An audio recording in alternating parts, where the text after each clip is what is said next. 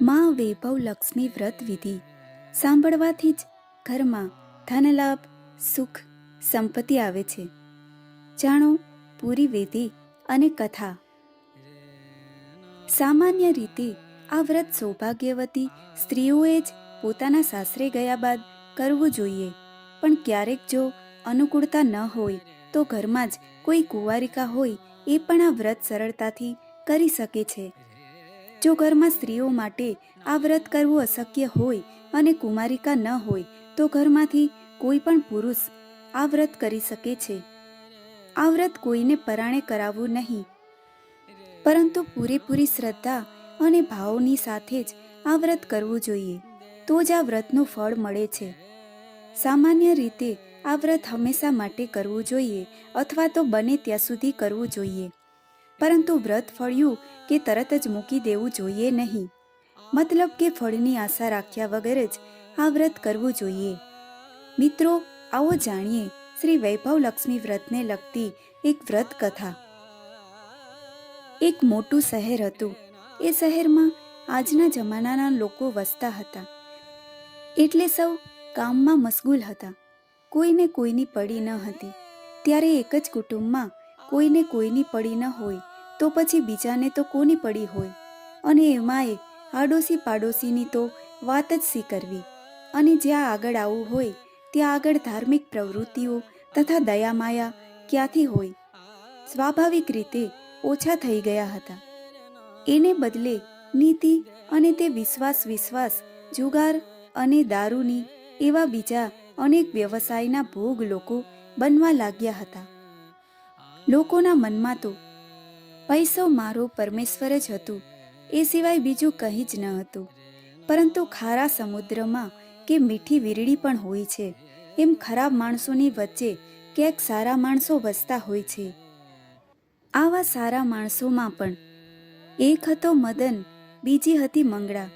મદન અને મંગળા આ બંને પતિ પત્ની હતા, અને એમને ધાર્મિક વૃત્તિ ઘણી હતી. તેઓ સુખી અને સંતોષી હતા, વિનય અને વિવેકવાળા હતા. તેઓ જ્યારે ઘરકામમાં નવરા થાય ત્યારે ભગવાનનું નામ લેવામાં જ પોતાના ફુરસદનો સમય ગાળતા હતા. ગરીબને તેઓ જરૂરી મદદ પણ કરતા, એટલે લોકોમાં એમની હંમેશા વાહ બોલાતી હતી. પરંતુ કેટલીક વખત ભગવાનને પણ માનવીની અદેખાઈ આવે છે, પરંતુ ભગવાનની ઈચ્છાને કોણ પાર પામી શક્યું છે તે આપણે પામી શકીએ.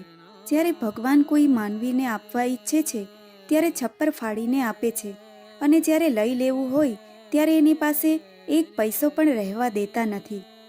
મંગળાનો પતિ મદન અવળા રસ્તે ચડી ગયો, અને પહેલા એક દારૂડિયાની અને પછી જુગારિયાની સોબત થઈ ગઈ.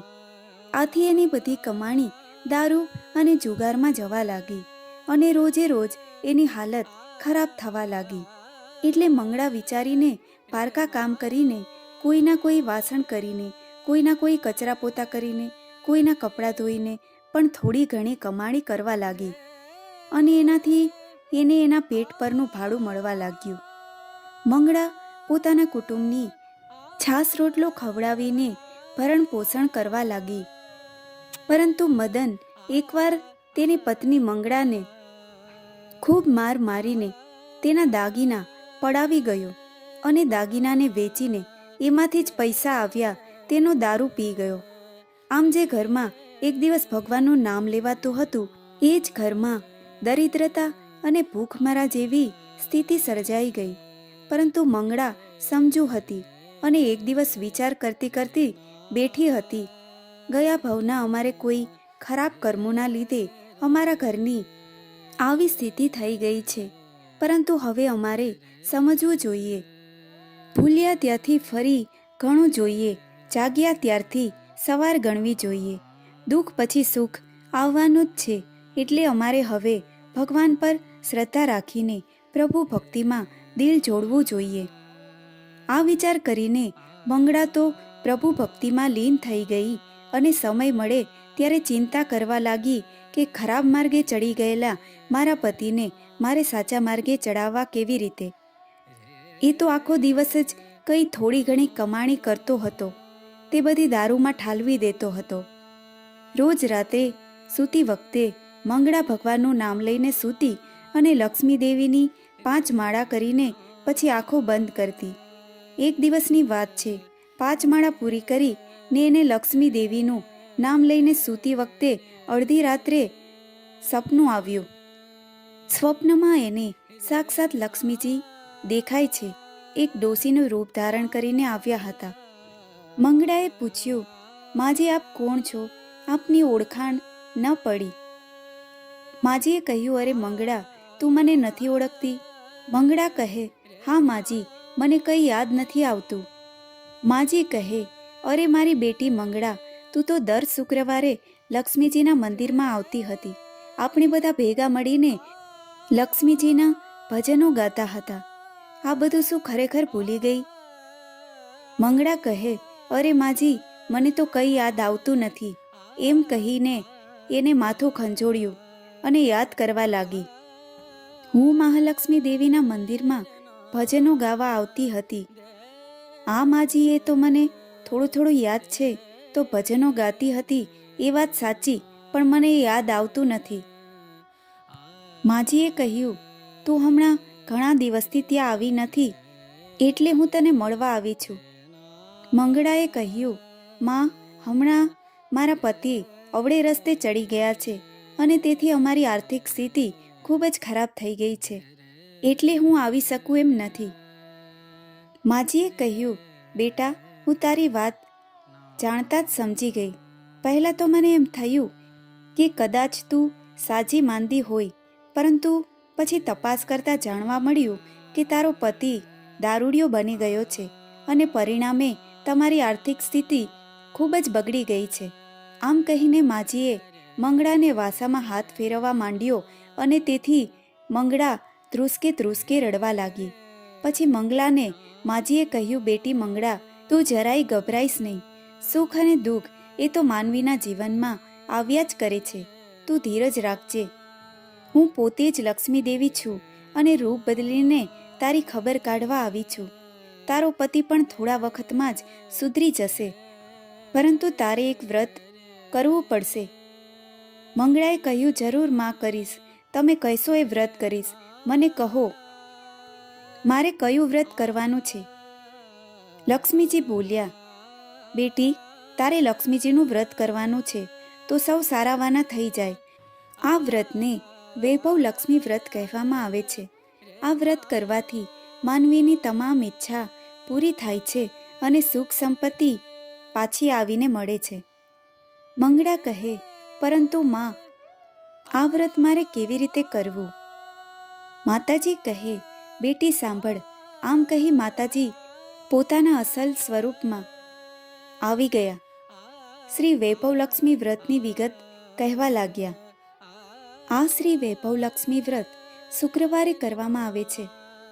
તેમજ વ્રત કરનારને શુક્રવારે સવારે વહેલા ઉઠી નાહી ધોઈને ધોયેલા સ્વચ્છ કપડાં પહેરી આખો દિવસ જય માં લક્ષ્મી, જય માં લક્ષ્મીના જાપ કરવા. બરાબર એ દિવસે કોઈની પણ નિંદા કરવી નહીં અને આખો દિવસ સારું કામ કરવું. સાંજ પડે એટલે હાથ પગ ધોઈ પૂર્વ દિશા સામે મોં કરીને પાટલો પાથરવો, પાટલા ઉપર રૂમાલ પાથરવો અને રૂમાલ ઉપર ચોખાની ઢગલી કરવી અને આ ઢગલી ઉપર ચોખ્ખા પાણીનો લોટો ભરીને મૂકવો. બને ત્યાં સુધી આ લોટો તાંબાનો ન હોવો જોઈએ. સામે લક્ષ્મીજીનો ફોટો મૂકવો.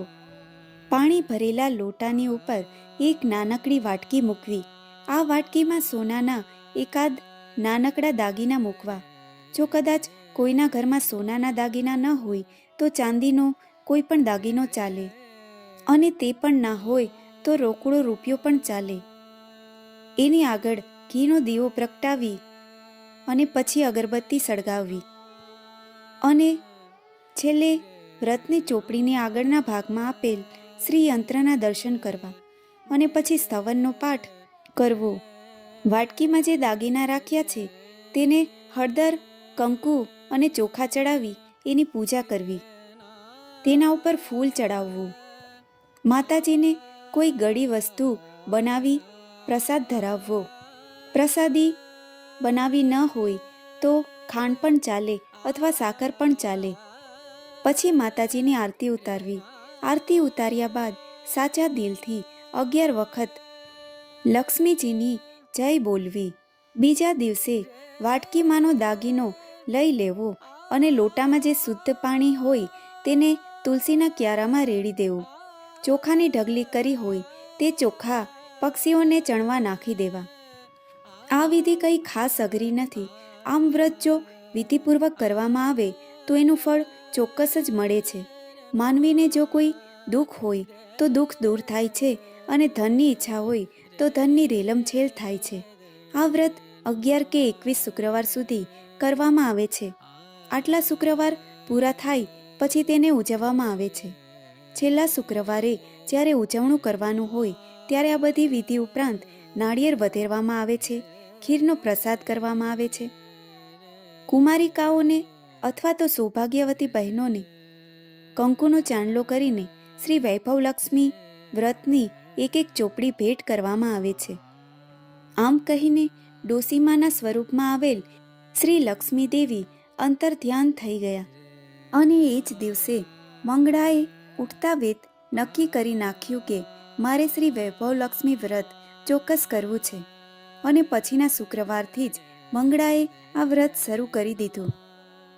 વ્રતના 3-4 શુક્રવાર ગયા પછી મંગળાનો પતિ મદનની જાણે આંખ ઉઘડી ગઈ.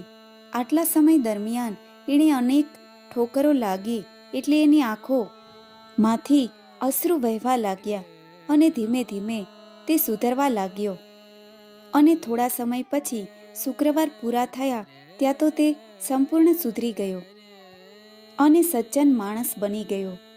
11મો શુક્રવાર આવ્યો ત્યારે મંગળાએ વ્રતનું ઉજવણું કર્યું અને મંગળા સુખી સુખી થઈ ગઈ. જ્યાં ધાર્મિક વાતાવરણ હોય, શ્રી લક્ષ્મી દેવીની આરાધના થતી હોય અને એમનું પૂજન અર્ચન થતું હોય ત્યાં કોઈ પણ જાતનું દુઃખ રહેતું નથી. મંગળા અને મદન શ્રી લક્ષ્મી દેવીને જેવા ફળ્યા અને જેવો વૈભવ પાછો આપ્યો એવો સૌને આપજો અને સૌને સુખી કરજો. જય શ્રી વૈભવ લક્ષ્મીમાં, જય શ્રી વૈભવ લક્ષ્મીમાં, જય શ્રી વૈભવ લક્ષ્મીમાં.